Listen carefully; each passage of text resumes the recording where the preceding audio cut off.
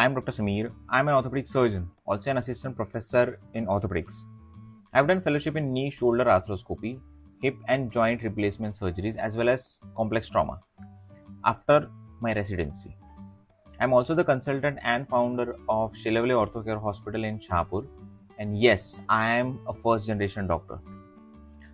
Everything I share here is purely my personal opinion. You don't have to agree with it. You don't have to get biased by it. But I believe when we share our own journeys, it gives a context. It gives you something to think about. And at the end of the day, we are all our own heads. We have to make our own choices. And ignore this nail paint. Okay, so according to the questions that you asked me, this one is, how should one decide which branch to choose? So back then when I had to choose my branch, my thought process was very simple. I just wanted a surgical branch. Medicine didn't feel like my cup of tea. Not because I didn't respect it, but because I couldn't see myself sitting in OPD every day. For me, surgery meant action. Wearing the gown, suturing, seeing blood, handling emergencies. That thrill was what I wanted. At that time I thought, surgery matlab hero banna. Wear the gown and OT is your stage. But today, I would still choose surgery because I love it. But if I had to give you advice in general, you should choose a branch depending on what you really like.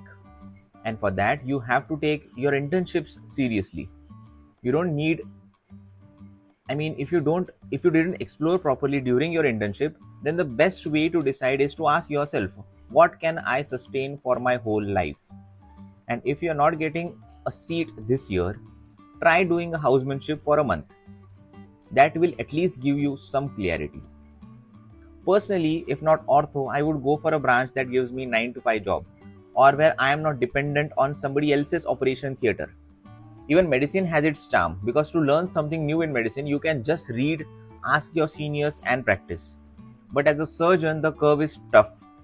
You need someone to teach you. You need to see it. And then you need to do it yourself. So that dependency makes surgical learning very different and a little difficult. So why orthopedics? Back then, my reason was very personal. I always hated feeling helpless in an emergency. So like if there was an accident, I wanted to be the one who could step in, the one who knew what to do. Even on a roadside, if someone had a fracture or trauma, I always wanted to be useful in some or other way. That's what pulled me towards orthopedics. The idea that I could make a real difference in those moments. Now, after residency, I see more clearly. Orthopedics is not just about fixing fractures. It's a branch that depends heavily on guidance. You can't learn orthopedics by just reading a book. You can't Google a reduction and try it the next day on a fracture or on a patient. Someone has to teach you, someone has to supervise you, and that makes all the difference. I was lucky to get good teachers, but most people don't. And without supervision, hands-on surgeries are not training, they are just butchering. So today I would say ortho fit me because of my personality, but in general it's not for everyone. If you are ready to have patience, to wait, to learn, sometimes even to let months or years go by just because nobody wishes to teach you, then yes, you can always choose orthopedics or any surgical branch. Does UG exposure matter for residency? Okay. Back then, I thought UG postings were everything. That if you wanted a surgical branch, you had to be sharp in your undergraduate days. Like you had to suture, attend every posting, learn the basics. But honestly, my ortho posting was a joke. Because during internship, we made a pact. One intern would attend for the week, the rest of us would skip. So I barely spent time in orthopedics postings. But at that time, the only thing clear in my head was surgery, nothing else. Now I can tell you with confidence, UG exposure does not matter much in the long run. Even if I had attended every single posting, it wouldn't have changed where I am today. But yes, If I had attended my ortho posting properly, my first 6 months of residency would have been a little easier. I would have been a little more oriented in the beginning. So, does it matter today? No. But back then, it would have saved me from some confusion. Because the day you join residency, you are taught as if you know nothing. And trust me, for the first 6 months, I really knew nothing. And that is okay. That is normal. But here's my advice: don't do what I did. Don't skip your postings. Even if it won't decide your career, it gives you an idea of what to expect. At least things won't surprise you later. So attend seriously, not because it will make you a surgeon, but because it will give you a context. Mm, so, your next question was, what did I think about orthopedics before residency and what do I know now? Before residency, I thought ortho was a macho branch. Orthopods had this aura. The way they move around in the hospital, I honestly thought I would be the protagonist of my own movie. In my head, ortho was very simple. A fracture comes in, you fix it, and you're done. Very mechanical. And in 3 years, you're the smartest guy in the hospital. But now I can tell you that's not true. Orthopedics is much more complex. Think of it like a mirror breaking, or you know, every time it breaks, the pieces are different, like this paper. So every time I break the paper or tear the paper, the pieces are different. Every tear has a different pattern, and that's what fractures are like. The principle stays the same, that is, fix the bone, but every case challenges you differently, and that's what makes ortho a dynamic field. Another myth I had is I thought residency was the end, that after 3 years I would become a surgeon. The reality, residency is just the beginning. Ortho is not an end branch. You have to do fellowships, you have to keep learning, and the most important part is supervision. So you can do 100 surgeries, but if are not supervised properly, that's not training, that's just butchering. So, what I know now is this: orthopedics is dynamic, rewarding, and exciting. But it's also a lifelong journey and very dependent on who teaches you. Okay, so next question is, should money be the factor while choosing residency? Before residency, I thought surgeons lived lavish lives: big cars, Audi parked in front of the house, parties, foreign trips. I honestly thought that's what being a surgeon meant. Now, the reality is different. You can live comfortably as a doctor. Like, trust me. But that flashy lifestyle I imagined, it doesn't come automatically. See, there are colleagues of mine who charge 100 rupees per patient. Some charge 300, some charge 700, even 1000 per OPD. And yes, so the competition plays a big role. At the end of the day, your income depends on your practice, your demography, your skills, even your advertising, and most importantly, how your patients perceive you. So here's the truth: money is not guaranteed by a degree, it is guaranteed by skills. If you are good at your work, if your patients get better outcomes, the money will eventually flow. So don't take ortho or any branch only for money, because if that's the only reason, you will be very disappointed. The next question is, what rank do you need to get an orthopedic seat? This is the question I get asked a lot, and let me be very clear, I am not here to do mechanical counseling. I won't sit and tell you, at this rank you will get this college, that list is public, you can check previous year's allotments. But here's my real advice: don't make the mistake I did. At that time, I chose based on rank and numbers. Eventually, it turned into a blessing for me. But I'll be very honest and sincere that this is not the right way to decide. I've seen friends pick radiology just because their rank was high. Later, they were frustrated. So don't choose a branch just because you scored well. That's like being a ship, just following what the batch before you did. Your rank should only decide which college you get. It should never define which branch you choose. Choose based on what you can live with every day, not just because your number allows you to. Okay, so your next question is, do you need to be physically strong to be an orthopedic surgeon? So this applies to both male and females. Before residency, I honestly thought orthopedic surgeon had a compulsory gym membership. That to the extent that you have to be muscular to enter the OT. Now, here's how I see it. Think of it like riding a bullet bike. To ride, you don't need extra strength. But when the bike falls, you do need strength to pick it up. That's what ortho feels like. Most of the time, you don't need strength.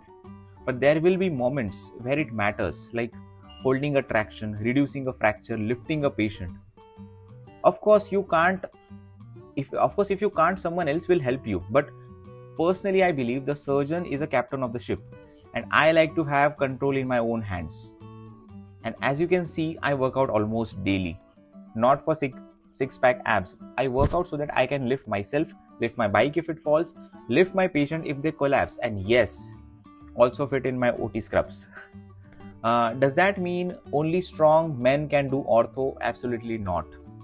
Whether you are a male or a female, you just need enough physical fitness to handle those situations. You don't have to be Arnold Schwarzenegger. Even as a doctor in general, physical fitness is important. I will give you an example. When my grandfather had a spinal fracture, I was fitting him in a brace. It's a tailor's brace. He was in pain and almost collapsed. There was no one else in the room. So I had to lift him myself and put him on the OPD bed.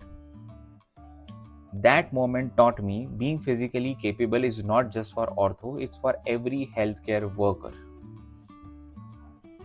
What is residency in orthopedics like? It's good. But again, residency in ortho is tough, especially the first year. Your life is just work, and more work. I don't remember a single day of peaceful sleep. I only slept to wake up again. Sometimes I would be so exhausted, I had delusions of writing files in my sleep, and sometimes I even wrote delusional things in the files. That's how overworked we were. In our unit, we had around 35 patients. That meant 20 to 25 dressings daily, plus 2 rounds, morning and evening, and you had to write everything down in the files. On OT days, you worked inside the operation theatre from morning to evening, but you still had to finish both rounds and all the file work. The next day, it was OPD, morning to evening, and after OPD, you were still on call. So no matter what else you did, the compulsory work was always there. That is rounds, daily dressings, the regular fitness of patient, the notes and the files. You hardly got time to sleep. Sometimes you were in the OT physically, but mentally you were asleep. So by the second year, things start to change. You begin getting basic surgical exposures, like sometimes people give you wiring or nailing of the fractures. By third year, you assist in plating, sometimes even joint replacement surgeries. That's when you finally feel closer to becoming a surgeon. But let me be honest, even in those years, the second and third year, residency is exhausting. What keeps you going is not just the work, it's the company. If you have good colleagues, residency becomes survivable. If you don't, the same residency feels like hell. So yes, orthopedics residency will break you down, but it will also shape you. That's my unwanted optimism, but yes, it does. So do orthopedic residents smoke and drink? Let's not generalize it. Some do, some don't, and both are equally good at that work. I've seen bosses who drink and smoke. I've seen bosses who never touched either. It doesn't define their skills. In residency, yes, most people around you will smoke or drink, but that doesn't mean you have to. It's always a choice. I'll be honest, I don't drink or smoke now. Earlier, I've been around it, but with time, I realized I don't need it. And I have had colleagues who also never touched it, even when they were pushed or mocked for it. So don't think it's compulsory. Don't think it's part of the ortho culture. It's not branch specific anyway. Every branch has doctors who drink and those who don't. At the end of the day, it's about standing your ground. Do what feels right to you. So last question for today is orthopedic saturated? Very important question. So when I was choosing ortho, almost everyone told me don't take it, it's saturated. And that was almost 7 or 8 years back. And let me tell you, if you ask me today, people will still say the same. If you ask 10 years from now, they will still say ortho is saturated. But here's the truth. Every branch is saturated. MBBS is saturated, PG is saturated, medicine, surgery, ENT, ophthalm, everything is saturated. The real issue is not orthopedics. The issue is increasing number of seats. But that's not in our control. What is in your control is this: your skills, your outcomes, how good you actually are at your work. Saturation works like this. Outside my college, there were 6 to 7 tea stalls in one lane. Every single one sold chai. But did everyone go to the same stall? No. People went where they got best chai. That's exactly how medicine works. There may be 100 doctors around you, but if you're good, patients will find you and nobody can take that away.